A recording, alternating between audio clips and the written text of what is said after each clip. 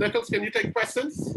Yes, yes, So the participant would want to thank you for mentioning being mindful of the languages used with victims. Can you please expand on this point?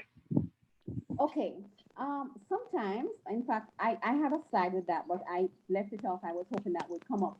You know, well, I'm just going to talk. I have a slide that said woeful dialogue, and because the woeful dialogue is usually victim blaming. So the language that I'm talking about is making sure that the language is not victim blaming. So we might say things like, if she's provoking that man, what does she expect? When we're not saying, and we're not saying that that does not happen, but what we wanted to do is put equal emphasis on the fact that the person who is supposedly being provoked can respond in a different nonviolent way. Consent, we talk about, well, what about consent? We say we have the language with an abuser about consent, and we say, well, isn't that his right? Aren't you married, or weren't you going out with him? Did you whatever? She must love the beating, or why would she leave? So you say to her, well, why you don't leave? You know what I mean? You like it? You must have loved it. That's a common one, you know? Not that nice man. He ain't doing that to you.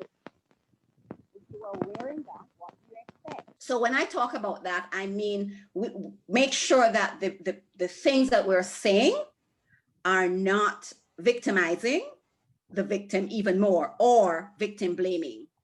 So we have to check the way we say things.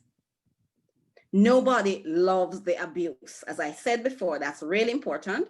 Most people do not want the relationship to end, even though there are times when the relationship must end, but that's not our duty. Our duty is to inform and hold space. The victim must make up their own mind as to what they want next. I mean, clear, there are sometimes somebody comes to me and I would want to say, come, let me go with you, pack your bag right now, let's go. I would want to say that, but I can't. That is not my prerogative. My prerogative is to give you the information, hold space for you while you work it out. And yes, just as how the police are frustrated, we're frustrated too, but we can't show that frustration because that's not my job.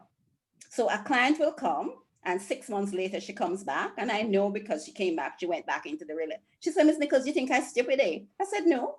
I said, what you need to do is know that we are here, and if you need us, we're here. No judgment, no condemnation. And if you go again for 6 months and come back after 6 months, we're right here to just pick up the pieces. And that's what our helpful job is. That's how we help victims. That's how we actually take off the blindfolds and see the victim. Ms. Nicolls, I think just a comment, a complimentary remark of a point you raised.